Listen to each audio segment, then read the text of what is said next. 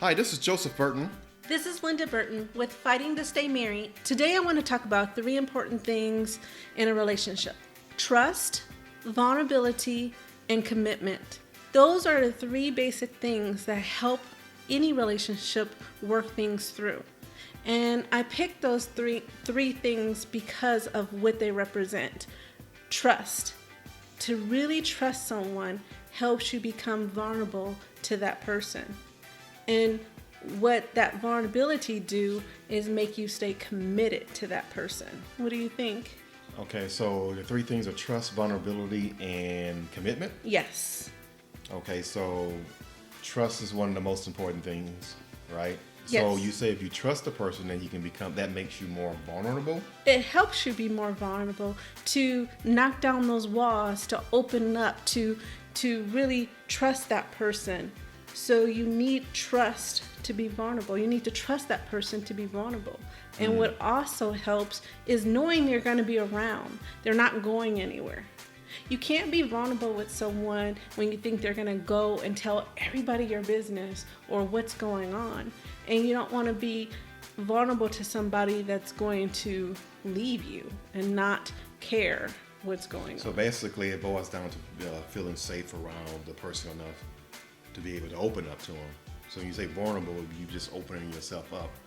Yes, sharing what's really going on in your heart, your past, your troubles, your fears. So do people trust right away? So how long does it take for a person to trust? Like, 'cause I guess it takes you a long time to trust someone after you've been hurt, but if you haven't been hurt, that means you automatically trust them? No, I don't think so. I think it's different with each person. There are some people you can trust, you feel comfortable and you trust them right away. Other people, it takes a little bit longer to just like, I don't know if it's because they remind you of somebody from the past or just their actions, but you put a little guard up. That's after you have been hurt, though. I think Right. that's in general, because have you ever saw little kids don't rush to strangers? Some of them they do, and some of them they hide behind the parents until they get comfortable or until they watch you a little while, and then they come and join in the fun. Okay, but so you're talking about a little kid versus a grown-up, though. But I think it's the same thing, because as a grown-up, isn't there some people that you meet and you just feel like, I've known this person my whole life and I feel so comfortable around them. And then there's other people you meet like, I don't know if I really want to connect with this person. Or we're going to stay on a business level. Okay. So I think those are the 3 things that's very important. Now I do admit, and there's so many, it's books out and everybody always say love and respect. And I do think those 2 are important too. But to have those 3, you have to already have love and respect, that it's already there. Now, love can be the extreme of loving someone like how you first meet the person and fall in love, or really truly care about the person. Okay. And then the second one of respect, to me, there's days I have a hard time respecting a person, but I learned I just need to respect them enough, and I don't know if I'm saying this right, as if I respect, say, an elder, my mom's friend. It's like, hi, how you doing? Make sure, you be polite to the person. If that's all I can give to that person because they're disrespecting me, I still try to respect the person to that level. Okay. So love and respect is automatically given to reach those other 3. Love and respect takes you to trust, vulnerability, and commitment. Yes. Okay, right? And then you're interested in the person. So you guys hook up as a couple. So when are you talking about this trust, vulnerability, and commitment? Is that before marriage or after marriage? So what is your mind like? Where's your mindset? Way before marriage. That's, if you really think about it, that also can be a friendship. Like That before stuff can you move even pretty do that. fast, though. And it can. It's really up to the person. Okay. Because if you really trust them, it's easier to be vulnerable to that person. And when you truly know this person is committed to our relationship, to the relationship, it's easier to be vulnerable. Vulnerable is, I think, the last and the hardest thing to do.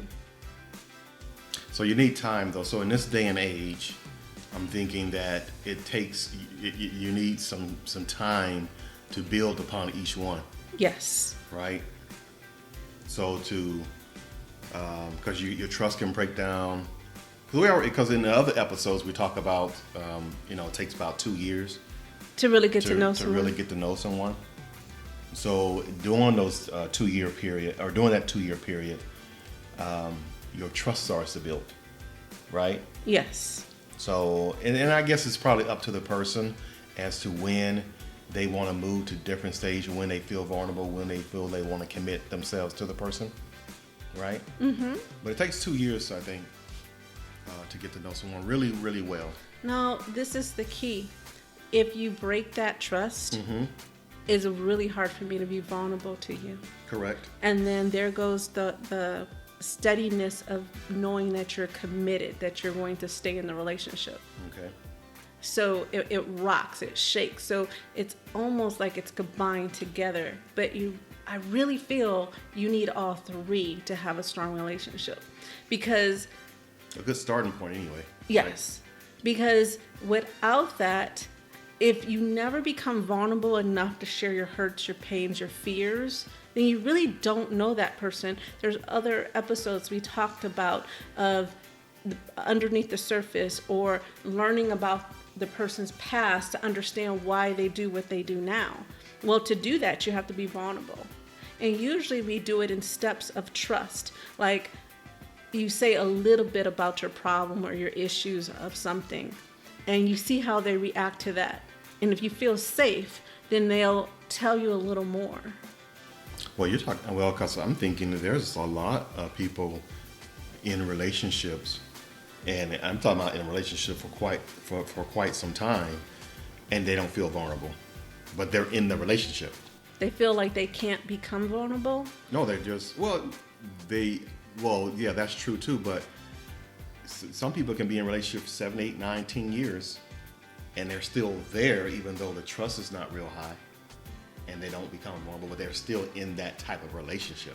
Yeah, but what does that relationship really look like? How strong is it? So that means they can't really truly be open and honest and grow as one. Correct. But they're still stuck in those, or they're still in those types of relationships. Yeah. So, where's your commitment level then? So, speak to those people. That's the thing. Without being vulnerable, you kind of put yourself in a box. And we do different things to protect ourselves so we won't have to be vulnerable. We blame other people. We try to look at other people's thoughts. We put down and belittle them. So it's not a healthy relationship then. Right. That's what it boils down to. Right. We do different things to protect ourselves so we won't have to be vulnerable. And that's why you say, I can't be honest with you because you always blow up at me, or I can't be honest with you because something else. It's always something or somebody else's fault, or the person always will look things in a negative way. It keeps them safe there, that they don't have to be vulnerable because they see some kind of problem all the time. So how do they get out of that rut then? If they find themselves in a relationship like that, that's not healthy, but there's no cause to really leave or anything like that. How do they work themselves through? What are some steps they can take? That's a good question. I would say the first step is look at you. Look at yourself and see what is the cause. Is this fear? Is this hurt from the past? What does this cause to feel this way and to be so vulnerable? Maybe it's not safe. Maybe the other person is doing something to make it not safe for them to be vulnerable and they can't. And that's why the relationship the way it is. And maybe it's them. Or maybe their expectation on that other person is not realistic. If I did something to really truly hurt you, and then I expect you to just be okay with it, that's not real expectation I should have. I know you need to go through the process of understanding what I'm saying and taking it in and deal with your emotions of what I said or what I have done. Okay. And I don't think we take the time to do that all the time. We expect people to just up and forgive them or up and let things go. And sometimes you need time to let the person process it and take it in and go through their emotions with it and let it be okay for them to be safe to express their self as well as you express yourself. But do it in respect and in love. And those were those two come in at.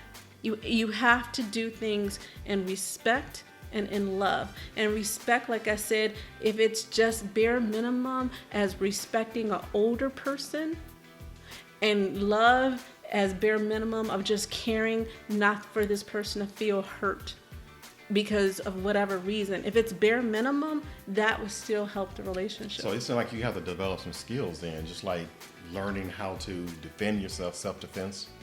That's a skill. So even so, you're talking about developing relationship skills. Well, remember we had a friend that always say our normal reaction. How did that statement go? Oh, if you want to mess things up, all you do is just act natural. Yes. That statement? Yes. Okay. And that's the thing. We automatically act on our natural state. And our natural state is being selfish. They always say when you get a picture and people look at it, the first person they look for is themselves. And that's the same thing. If something happens, we're like, whew, at least it wasn't me, or ooh, I'm not hurt. So our natural reaction is to protect and take care of ourselves. Instead of, if you are truly, firstly in a marriage, a strong relationship, it's about taking care of each other and being vulnerable to each other in the limit of protecting yourself at the same time. I mean, if you have someone that's violent or something like that, this is totally different.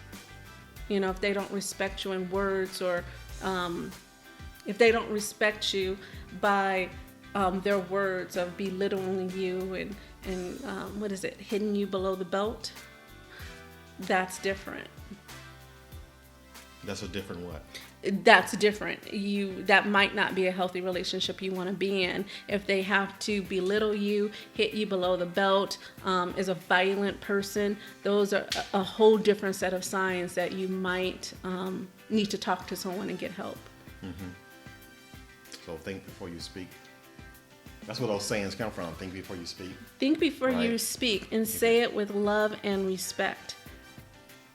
So how does that sound like then? Love and respect. Love So and how respect. does that sound? Because everybody always say love and respect. How does that? What does that look like and sound like? Love and respect is basically. So if you are mad at the person, you are upset, and you say, and you have to get something across while you're frustrated, how would you do? You know, how would you communicate in love and respect? If you just got me upset, I would first say, Joe, I am very upset right now. I want to express how I feel, but I need to calm down. So I would like to talk to you in an hour or in 2 hours or once I calm down of what's going on, because I love you and I respect you and I don't want to damage our relationship any more than it's already damaged. So you can say that even though, so I'm talking about you're heated. That's what I'm saying. You're heated at me, right? Yes. So you can be able to get to that level to be able to speak like that. That's the thing of not going by your natural reaction. You have to be aware of your, like you always say, be aware of your surroundings, especially females at night. Be aware of your surroundings. It's the same thing. Be aware of your surroundings. Emotions. Yeah, your emotions, your feelings. You know your heart is starting to beat faster, or your chest is getting hot, or you're starting to get irritated, or somebody just, it's starting to bother you. Stop right there and say, hey, you know what? I feel something going on. I don't think this is going in a healthy way. We need to stop right now. That's self-discipline. Yeah. That's some discipline. But you need to another say skill. that we need to stop right now before we damage what's going on, because I love you and I respect you and I don't want it to go any farther than where it is. And the other person will have to let the person do that. Yes. Right. Yes. So that's it. It's a whole bunch Without of saying, let me finish my thought, let me finish my sentence. Ooh, yeah, That's wow. the hard part, because they say that so you can stay in that heated mood because they're there. Well, because the person wants to get the last word, they want to be heard, but And nobody wants to give an inch. Is it really that, or the person wants, I think they want to hear the last word, but they want to finish the argument now, even though it's in a dangerous territory. Okay. Sometimes dangerous territory you can't come back from. You say things and you can ask for forgiveness, or you try to explain that you mean something else, but in that person's head, they cannot remove those words that you have said, caught them, belittle them at. They can never remove those words from their head. Now they can forgive you, but those words and those thoughts might still be in their head.